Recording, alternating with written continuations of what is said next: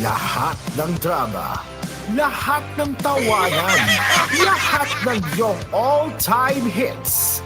Ang tanging huntahan ng Masang Lamaw. Number 1 sa Mega Manila, nationwide pa. Broadcasting from TGON, TVH Group of Networks.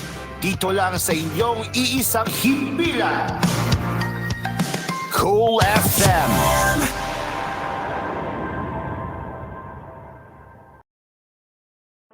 You are listening to Cool FM. Live from Cool Studios.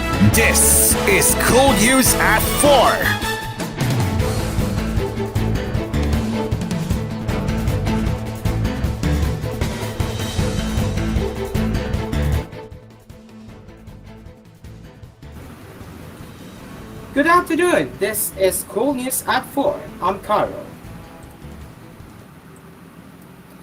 Let's get into the headlines for this hour.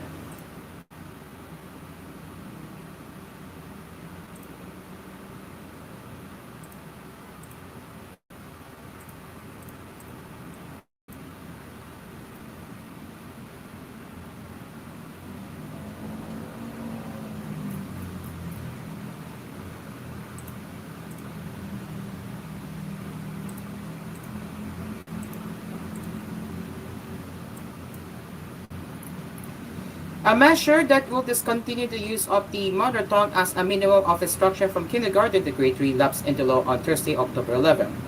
Republic Act No. 12027, or the Act of discontinuing the use of the mother tongue as minimum of instruction from kindergarten to grade 3, amends Sections 4 and 5 of Republic Act No. 10533, or the Enhanced Basic Education Act of 2013, which mandates that teaching assessment for kindergarten of the grade 3 students shall be taught in regional or native language, and that the curriculum must conform to the mother tongue-based multilingual education. Under RA 12027, the minimum of instruction shall revert to Filipino and until otherwise provided by law, English, while the regional languages will serve as a supplementary media of instruction for the students. It also provides optional implementation in monolingual classes or a group of learners who speak the same mother tongue and are enrolled in the same grade level of a school year.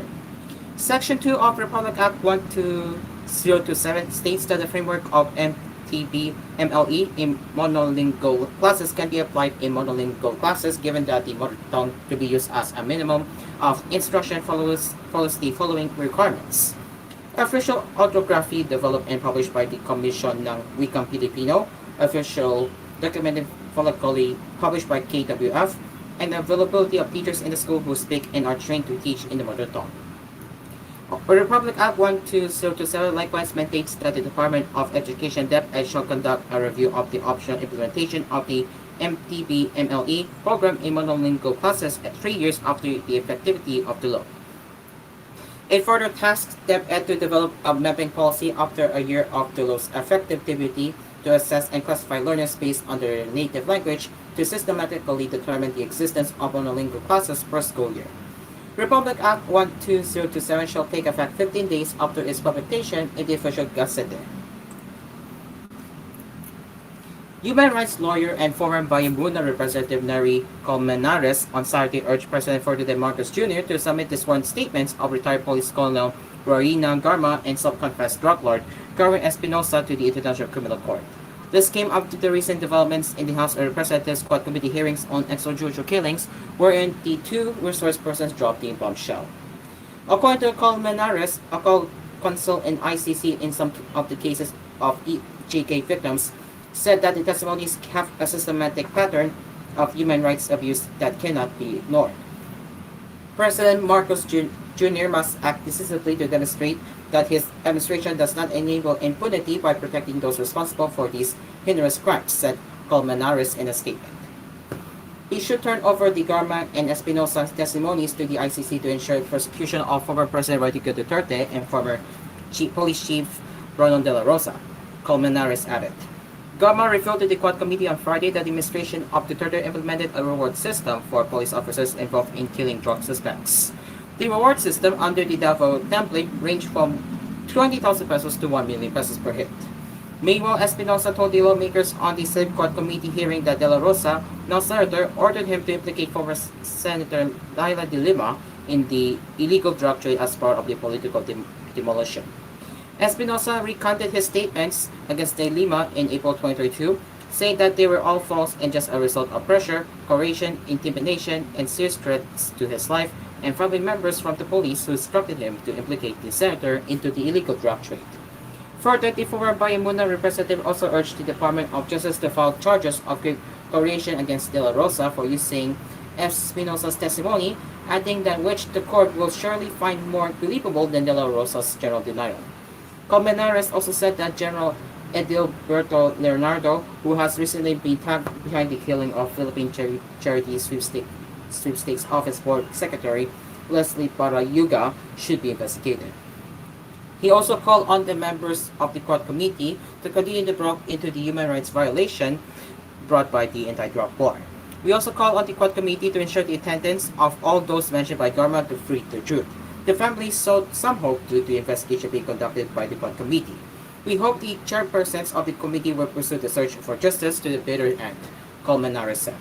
Colmenares noted that the families of the victims of EJK continue to seek justice from the ICC, but the former representative pointed out that the perpetrators made sure that they left no trace of evidence. It is difficult to file charges in our country because it is hard to get evidence. There is no CCTV, no police report, and no investigations are done by the police. Even prosecutors do not want to file charges, he said in straight Filipino during the hearing of the mega panel on Friday. The Philippines withdrew from the Rome Statute in 2018, shortly after the ICC launched a probe into the human rights violations being committed during Duterte's anti-drug war campaign. Marcos previously said that he will not allow ICC to conduct probes on the country's war on drugs.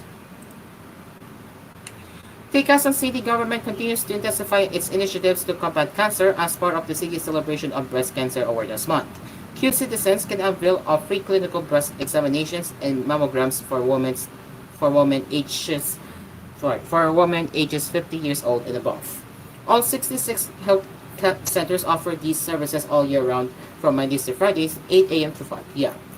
This year, the Quezon City Health Department screened 56,393 women for breast mass. 23 were referred to East Avenue Medical Center, while 35 were referred to the Quezon City General Hospital for further assessment and laboratory tests. We are aware these are expensive procedures and naturally residents are avoiding checkups. This time it will be free and we are bringing this closer to all our citizens, especially women, Belmonte said.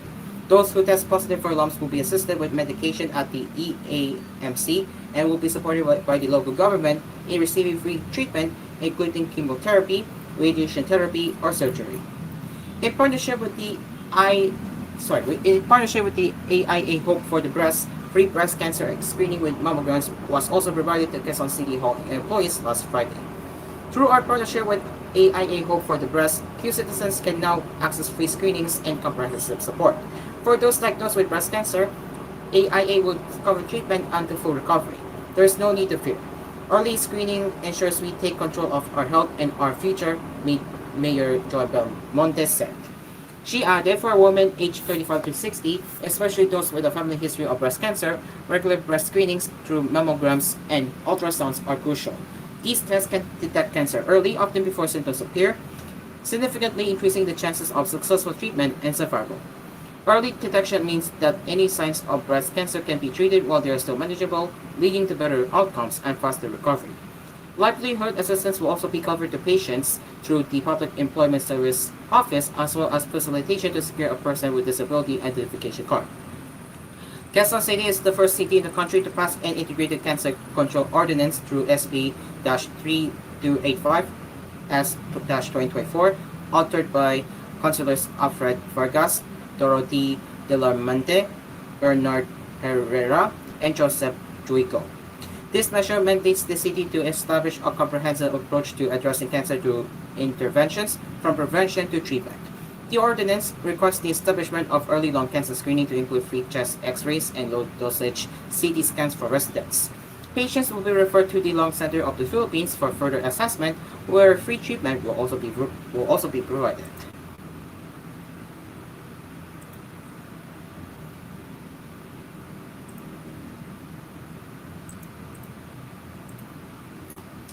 And the Sandigan Bayan's recent decisions that dismissed an ill-gotten wealth case against the Marcoses and acquitted former Senator Juan Ponce and Real of plunder dismay a group of Christian churches in the country. These dismissals of cases serve as a sobering reminder of how challenging it is to pursue justice and hold those in power accountable for their actions, the National Council of Churches in the Philippines said in a statement Friday. On October 4th, the Integrated Court's Special Third Division cleared and rare his former aide Gigi Reyes and Janet Lim Napolis on plunder, stemming from allegations that they amassed 172.8 million pesos from the ex-senator's Priority Development Assistance Fund or PORPERO from 2004 to 2010. Also on October 4, the Sandigan Bayan dismissed a 276 million pesos civil case against the estate of former President Ferdinand Marcos Sr. In this case, Marcos Sr. and his wife Imelda Marcos were accused of using the associate Roman Cruz to purchase parcels of land supposedly through ill-gotten wealth. The NCCP acknowledged the impact of long trials of the accused and the weakening of cases itself, but it also lamented a great disparity in the treatment of those with connections and influence compared to the average citizen. Corrupt Republicans can use their wealth and connections to rehabilitate their public image and even run for office once again, or pass their positions down to their relatives. Meanwhile, the people who have suffered from the corruption will continue to bear the consequences for generations to come, as impunity persists in the political system, the group said. We must remain vigilant against public officials who abuse their positions for personal gain, plundering the public coffers instead of serving the well-being and interests of the common people, it added. The NCCP then appealed to the public to carefully scrutinize candidates in the coming 2025 midterm elections, urging them to put forth contenders whose records are free from corruption and whose service to marginalized sectors is consistent. It is now 4:12 in the afternoon, and we will get back into more international headlines and more when we return here on koolNews at 4. We will be right back.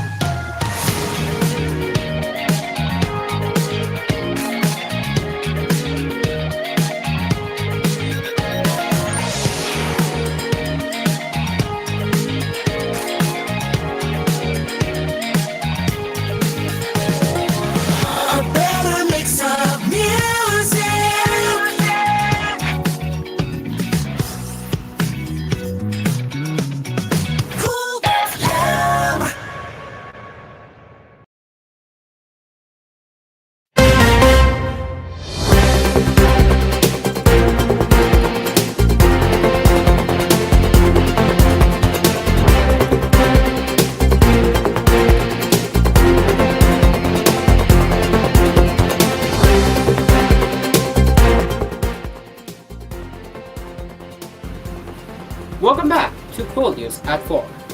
Let's continue with the headlines.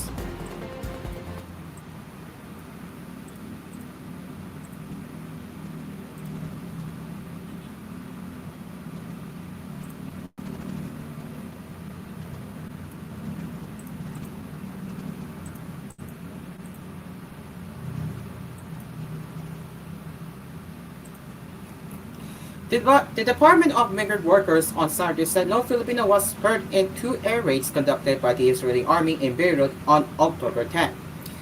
This strike was described as the deadliest so far in the fight between Israel and Hezbollah, hitting densely populated areas that resulted in 22 fatalities and 117 injuries.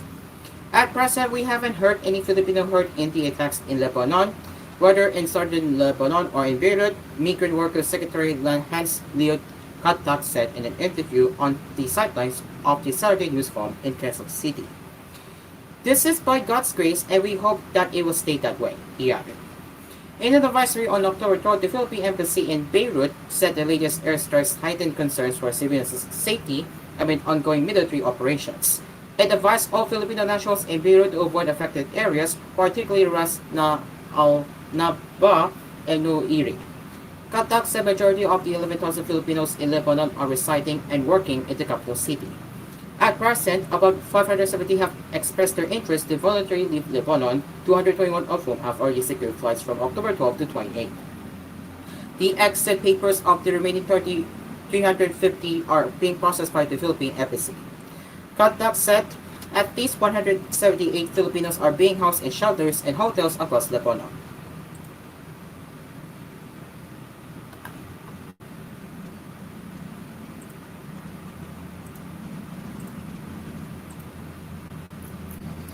Senator Christopher Bongo, who was special assistant to then President Rodrigo Duterte, denied any involvement in the operations of the police during the previous administration's brutal anti-drug campaign.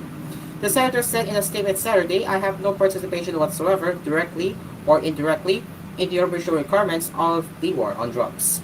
Go was alleged by retired police colonel Rowena Garma to have coordinated with National Police Commissioner Edilberto Leonardo in setting up a system to give police officers cash incentives for every drug suspect in the drug list killed. He added, "Let me be very clear.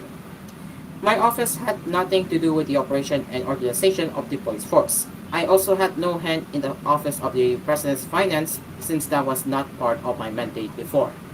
However, I want to clarify that there was no reward system being implemented before in exchange for anyone's life," Go said in Filipino. At Friday's House Quad Committee Quadcom hearing, Garma told lawmakers that she facilitated meetings between Leonardo and Go until the two men established direct communications. Garma added that Leonardo also reported to Go whenever an individual died in police operations, so it could be included in his weekly report and request to refund operational expenses. Go strongly encouraged the Senate to conduct an impartial investigation into Garma's statements, saying they were clear diversionary tactics to muddle the truth issue she is facing, her participation in an alleged murder plot. Garma and Leonardo were previously named as masterminds in the 2020 killing of Philippine Charity Sweepstakes Office Board Secretary Wesley Barayuga. Police LT Colonel Santi Mendoza, in his September 27 Quadcom testimony, said Leonardo ordered him to kill Barayuga with Garma's blessing. Barayuga was shot dead while stuck in traffic inside his white pickup vehicle.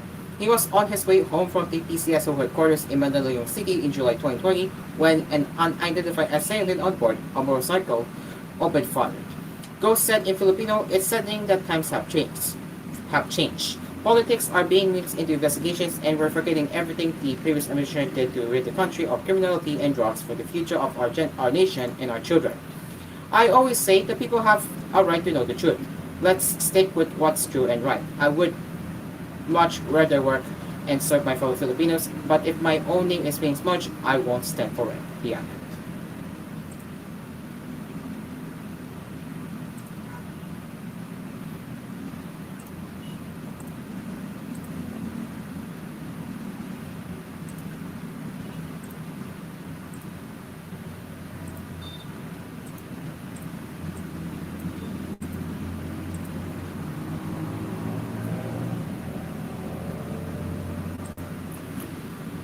And now for the rest of the headlines from around the world, Boeing announced Friday that it plans to cut 10% of its workforce as it projected a large third quarter loss in the wake of a machinist strike in the Seattle region. The aviation giant must reset our workforce levels to align with our financial reality, Chief Executive Kelly Ortberg said, adding that the cuts of 17,000 positions globally will include executives, managers, and employees. The company announced a series of belt-tightening measures and production delays in the wake of the nearly month-long strike of 33,000 workers that has added to the company's litany of problems. Boeing staff with the International Association of Machinerists and Aerospace Workers walked off the job on September 13 after overwhelmingly rejecting a contract offer. IAM officials did not immediately respond to a request for comment from Agents Press Press. Boeing, which has also faced significant scrutiny over commercial aviation safety lapses and stumbles in its Starliner space program, said the IAM strike contributed to $3 billion in pre-tax charges to its commercial aviation results in the third quarter, part of the anticipated loss of $9.97 per share. While our business is facing near-term challenges, we are making important strategic decisions for our future and have a clear view on the work we must do to restore our company, Ortberg said in the press release. These decisive actions, along with key structural changes to our business, are necessary to remain competitive over the long term. Details of the cuts would come next week, he said. As a result of the strike, Boeing said it is pushing back for its delivery of the 77X to 2026 and from 2025. The much delayed jet was originally supposed to enter service in January 2020. The company plans to cease production of the 767 freighter in 2027 once it completes production on current orders. Ortberg also vowed to take additional oversight of Boeing's troubled defense and space businesses, which will experience substantial new losses in the third quarter, he said in a message to employees. And in the tech news, social media platform TikTok said it will slash hundreds of jobs, with a significant number of employees in Malaysia expected to be affected as the company shifts to AI-assisted content moderation. TikTok, owned by China-based ByteDance, said Friday it would cut several hundred jobs around the world without providing a breakdown by country. Less than 500 jobs in Malaysia are expected to be affected by the move. A TikTok spokesperson said that the job cuts were part of an effort to boost content moderation. We expect to invest $2 billion globally in trust and safety in 2024 alone and are continuing to improve the efficiency of our efforts, with 80% of violated content now removed by automated technologies, the spokesperson said in a brief statement. The company uses a combination of human moderators and automated detection to review content posted on the platform. The restructuring follows months of speculation that TikTok was planning to significantly reduce its global operations and marketing workforce. According to the company's website, ByteDance has over 110,000 employees based out of more than 200 cities globally. The layoffs also come as tech giants face increased regulatory pressure in Malaysia, where a surge of malicious content on social media was reported earlier this year. The government of the Southeast Asian country has since asked social media platforms to apply for an operating license to tackle rising cybercrime, including online fraud, sexual crimes against children, and cyberbullying. And finally, in the showbiz news, Ellen Dizon and Angel Guardian headlined the thriller film Offload, which depicts a suspenseful tale of survival, healing, and sacrifice. The official trailer of the film, produced by RR Entertainment Production and Echo Film Production, was released to the company's Facebook page on Thursday, October 10. In the video, Dizon's UK and his half-sister Guardian's Dr. Audrey went on an off-road adventure alongside a group of friends for an apparent donation drive. Ricky, who previously left his special ops military career, also embarked on the journey in an effort to heal the darkness within the foreman. However, the trip leads them to an unknown road and a deadly confrontation with a sinister cult. The siblings soon find themselves fighting for survival as their companions mysteriously disappear without a trace. Helmed and written by Rommel Ricafort, the movie features scenes shot within Tarlac. Aside from Dizon and Guardian, other cast members are William Lorenzo, Vince Larena, Mark De Yunan, Andrew Gunn, Robes, Ava Mendez, Alicia Cervantes, Jun Naria, Raymond Mabute, Zia Zamora, and Gio Soriaga. The film will be available through special theatrical screenings and will soon be released on streaming platforms. And that is it for Cool News at 4. As always, if you have any news suggestions or feedback that you'd like to share, you can get in touch with us at tvhphilippines.news@gmail.com. And we'll be back with more news headlines with Cool News at 6 later, before my tulugan with the Master Gio. Until then, I'm Cairo. We will see you later for more news headlines with Cool News at 6. Good afternoon.